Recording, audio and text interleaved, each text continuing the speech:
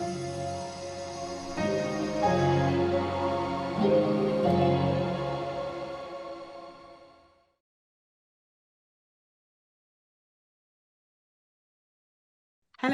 my name is Nadia Denton. I'm a film curator based in London. On behalf of CineDB Insights, I introduce this interview, which is part of the CineDB Africa Conversation Series, a collection of in-depth encounters with film professionals from across the African continent. CineDB Africa, supported by the Goethe Institute, now has a new home on the e-portal of the Durban Film Art Institute. Today, I am joined by Aicha Bari, a representative of the Cinema and Audiovisual Program at Francophonie. Delighted to have you with us today, Aicha. Thank you. I'm happy to be part of this as well. What is Francophonie? And please tell us how the institution supports filmmakers across the African continent. Sure. So the Francophonie refers to men and women who share a common language, French. And so it's an institution dedicated since 1970 to promoting cultural and linguistic diversity. That's very important, as well as a political, educational, economic, and cultural cooperation among the 88 member countries of the organization, which is the Organisation Internationale de la Francophonie.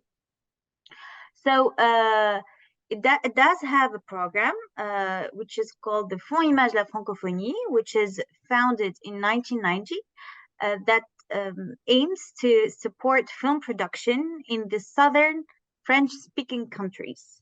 So there are 37 in total that we support. It has funded over 1,500 films and series over the time, both film fiction and documentary and animation as well, in all languages. So there is a program within this that is called the CLAP ACP program that is launched in 2020 and is a 100% top-up bonus for South-South co-productions financed by the EU with the support of the OACP's organization. So, which is completed by parallel activities, meaning capacities building, consultancy, promotion. And there is also another fund that was created in 2021, so it's very new. It's called the Fonds Francophonie TV5 Plus. So is a new fund for titles in French only to be distributed online on the TV5 Monde Plus platform. So I hope I answered your question, that being too long. No, that's good, thank you. So from what you're saying, there is one fund which English-speaking African filmmakers can engage with. So not absolutely, not yes, no. It's let's clear this. So the 37 countries that are eligible for our fund Fonds Image de la Francophonie, which is the historical fund, are French-speaking countries that are a member of our organization. However, co-directing is also possible. We do have an example, and also through the program, CLAP ACP program. That's why it's important for me to say, which is it promotes it's for co-productions. So it's from any African ACP country. Like so, it's not only Africa. There's also the Caribbean and the Pacific. So whether they're French-speaking, English-speaking, and we do actually have an example here, which is it's a film called Three Dishes in Abidjan. So it's the director is from Nigeria, but also there's a co-director with him is a French-speaking from a French-speaking country. So that's possible. So it's a co-production, and that way it's eligible. But also through what I said, the CLAP ACP program, even it's not a through the funding. There's also the building capacities. So that's with the partnership, for example, we do have with the Durban. So last year, for example, we picked someone from Sudan. So it's an English-speaking country. It's not a member of the OIF, but through their program, even if he cannot apply for our fund, we do somehow give a price in consultancy that way, because it's an ACP. Sudan is an ACP country. So yes. So basically, you're saying that there's development support available. Yes, we can call it development, but not only development, because for example, if Venice Final Cut, we did give a prize to someone from Venice Final Cut. So it's post production. So these prices can be in post production, in development. It depends on the festival and how it works. So, and the partnership we do have.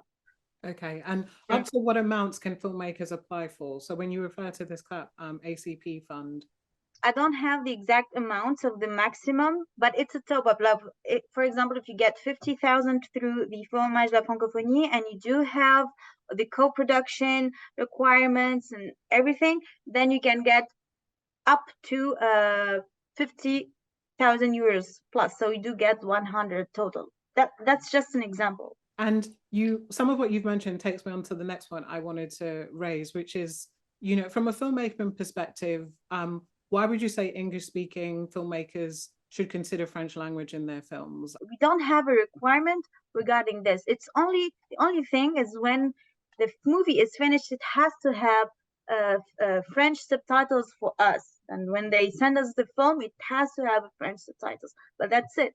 It's different from Fonds Francophonie TV5 Plus, which is a different fund. Since it's for that platform, it's a French channel, so it has to be in French. Okay. But certainly the applicants need to be from one of the 37 member states, is that right? Yes, exactly. And they have to apply in French.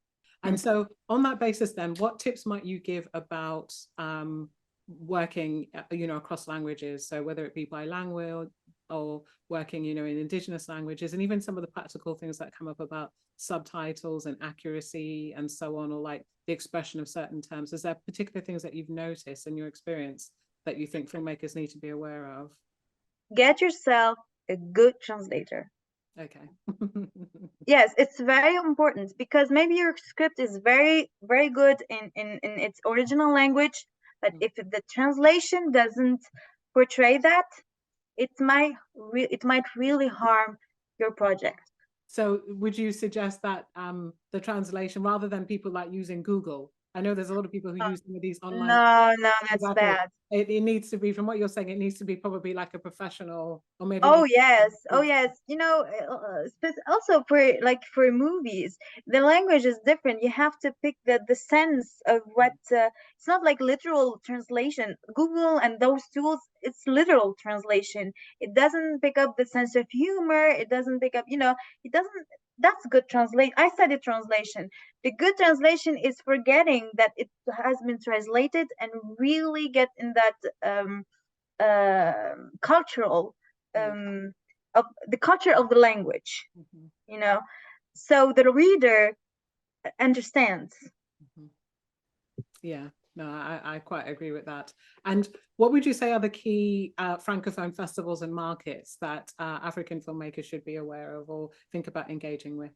Yes, so there is the FESPACO now that it's in the end of February and beginning of March. So FESPACO in English, let me say it in English. Sorry, I wrote it down. Because I know it in French, but so let me. So it's the Pan-African Film and Television Festival of Ouagadougou in Burkina Faso. So that's a very, very important meeting for all the professionals from Africa, but not only. But it's a Pan-African festival. It's huge. That's where you get to meet people. That's where you get to see other professionals work. And also there is the Carthage festival in Tunisia. It's African and Arabic. So that's the only one, I believe. That's not the only one. There's also the Red Sea Film Festival. It's not French speaking, it's Arabic and African. So it has French people, English speaking people, Arabic speaking people.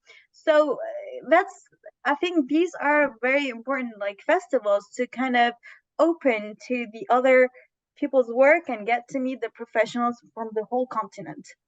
And on that point of collaborations with or between African and Arabic filmmakers, how would you say that filmmakers from each respective cultural group can kind of increase the cultural bridges? So how can they create an Well, environment that there's a I, mutual respect? yeah.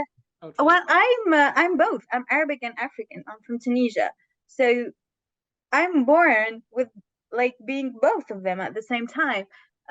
So I don't feel like Arabic more than African. I don't feel African more than Arabic.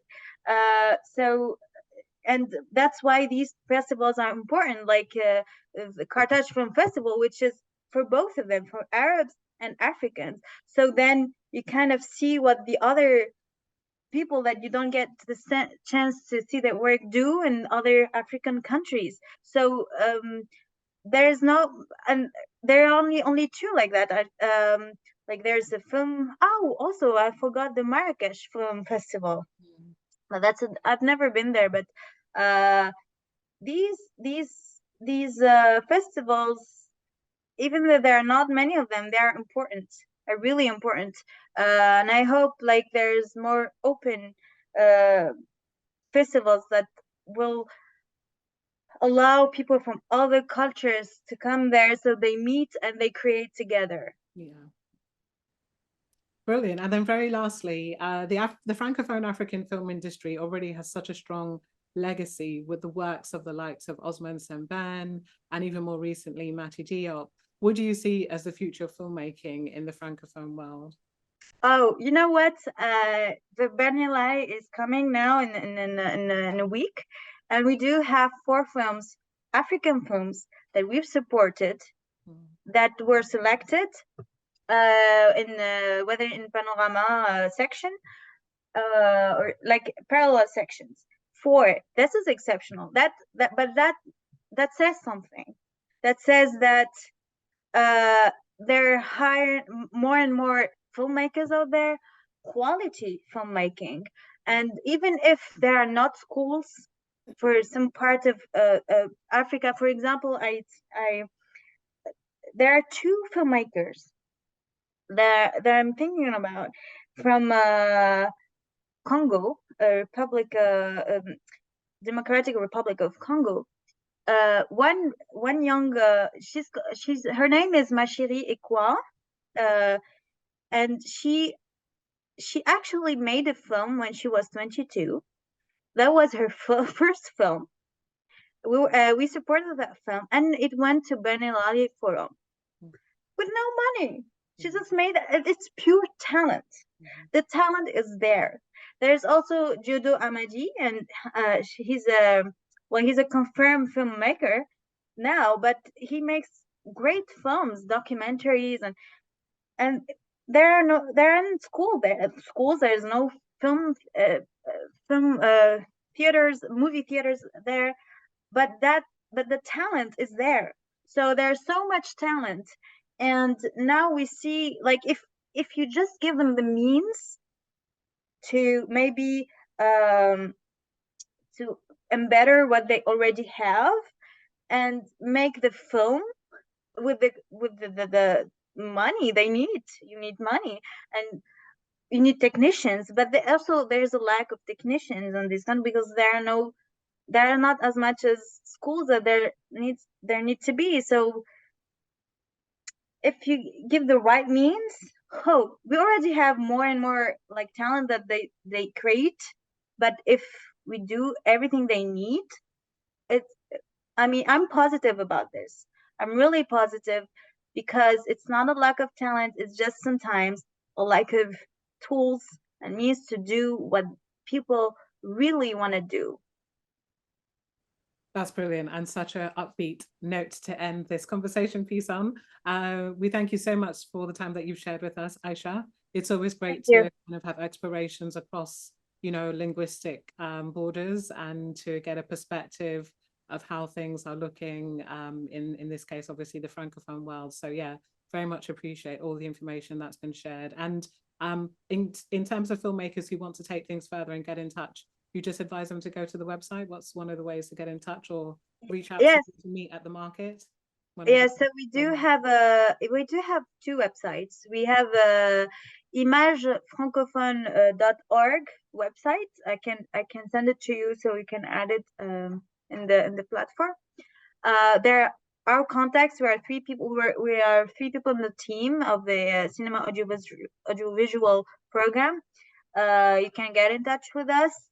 Our phone number and our email is there, so you can ask any question. The website is in French. However, we do have another website. Sorry, it's called WeCoProd. WeCoProd.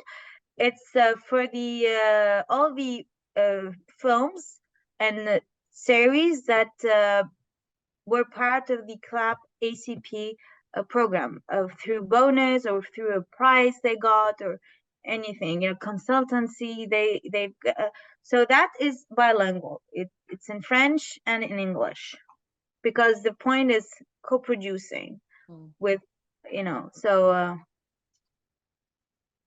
I'll send you the links right now, actually. And then you can add them.